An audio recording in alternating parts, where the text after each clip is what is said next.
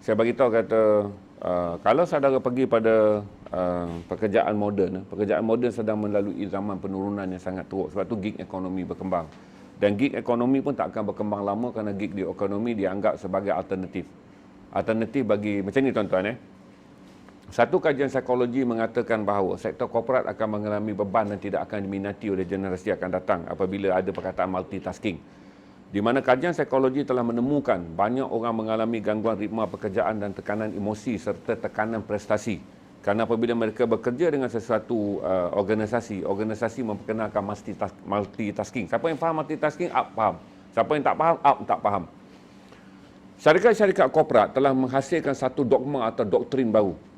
Bagi sebenarnya ni, syarikat-syarikat besar nak buat keuntungan dengan menjadikan para pekerja, dia akan mewujudkan jabatan sumber manusia yang akan melembukan para pekerja, akan mengkerbaukan para pekerja dengan mewujudkan multitasking. Multitasking dijadikan kata-kata mulia, di mana seorang perlu membuat 3 atau 4 pekerjaan sebagai gambaran itulah pekerja yang hebat. Tetapi dia mempunyai agenda tersembunyi dalam syarikat-syarikat korporat yang sangat kapitalis ni adalah dengan mengurangkan jumlah pekerja tetapi membebankan pekerjaan sebanyak mungkin kepada seorang pekerja. Ini multitasking. Dan di mana benda ni telah pun dikaji oleh banyak orang menunjukkan bahawa last kali orang yang berkualiti, orang yang jiwanya bukan jiwa lembu dan jiwa bukan jiwa kerbau. Dia tidak akan bekerja di dalam satu era di mana majikan kapitalis telah mencipta satu teori HR tentang multitasking. Multitasking membunuh manusia dengan perlahan-lahan. Dengan macam ni tuan-tuan, kalau tuan-tuan masukkan tebu kan, tuan-tuan padatkan perahan dia, tebu tu akan menjadi hampas dengan lebih cepat. Maka kalau syarikat-syarikat ni pula apabila mereka mengambil orang bekerja, saudara dah tengok sekarang kan, pension 55. Tapi sektor swasta apabila saudara tak lagi perform pada usia 35, 45, mereka mula menawarkan VSS. Syarikat-syarikat swasta akan menggunakan pelbagai alasan tentang perniagaan mereka untuk menyingkirkan pekerja-pekerja senior yang telah menerima gaji yang besar. Dan pekerja senior ni apabila menerima gaji yang besar, dia dikeluarkan dengan mengambil pekerja junior. Pekerja senior telah mengerjakan sistem. Maksudnya ganti siapa pun sistem berjalan. Maka mereka keluarkan pekerja senior untuk bayar gaji yang murah pada pekerja yang baru. Berarti saya menggambarkan sektor korporat yang akan berkembang pada masa hadapan adalah sektor yang seperti mesin tebu. Satu sektor yang saya anggap sebagai kapitalis yang sangat dahsyat. Yang lebih dahsyatnya lagi, agenda tu diguna pakai secara meluas di Malaysia. Multitasking sekarang ni menjadi kegembiraan kepada anak-anak muda. Dengan berlumba untuk membuktikan kepada majikan mereka lah orang yang boleh ambil gambar, mereka yang boleh edit gambar, mereka lah boleh tulis story. Kalau mereka bekerja di tempat yang lain tuan-tuan, mereka ialah yang boleh melukis peta, mereka ialah yang boleh melukis rangka kerja, mereka lah yang boleh melaksanakan rangka kerja, mereka lah yang pergi ke lokasi menjalankan rangka kerja, dan mereka lah yang menyemak rangka kerja itu menjadi sempurna. 4 jalur kerja yang memerlukan 4 kumpulan pekerjaan yang berbeza. Dalam teori moden dikatakan multitasking, iaitu pekerja yang hebat, dia buat 4 ni. Berarti 3 lagi seksyen pekerjaan akan dilupuskan.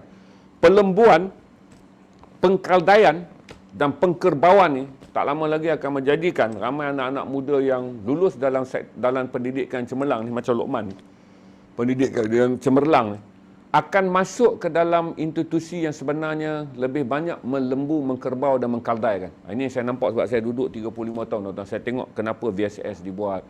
Tak banyak syarikat menanggung rugi yang teruk pun, tapi buat VSS. VSS ditawarkan dengan bagai kata-kata bunga, janji manis, gaji, gini-gini, disingkirkan. Akhirnya seorang tu keluar, barulah dia tahu. Dalam usia 14 tahun, dia menerima VSS 120,000. Bila dia keluar, rupa-rupanya dengan hutang yang dia ada, 3 tahun. Ketika berusia 48 tahun, dia menjadi orang yang masih muda, tetapi tidak lagi kompeten dan tidak lagi mahu diterima oleh masyarakat. Menjadikan anak muda kita diambil, diperah tebu, dalam usia tak sampai 40, dia telah dianggap kekurangan prestasi. Dibayar gaji yang rendah, tetapi menerima 2-3 beban kerja. Dikekalkan gaji yang sama, seorang yang telah diberhentikan kerja, kerjanya tidak diganti, seorang lagi ni akan memaut kerja yang ada. Dia akan menjadikan sektor environment pekerjaan ni adalah sektor environment pekerjaan yang sebenarnya akan membebankan. Ini yang berlaku apabila multitasking mula dianalisis sekarang. Multitasking dianggap sebagai jarum yang sangat halus yang menyuntik perambaan kepada golongan pekerja dalam ekonomi moden. Diramalkan juga dengan meluas di negara kita. Sebab tu saya bagi tahu kepada saudara, kalau mereka saudara yang nak bekerja, saya mula bagi tahu pada saudara. Satu, education saya sokong. But make sure groom anak kita dengan education dan talent.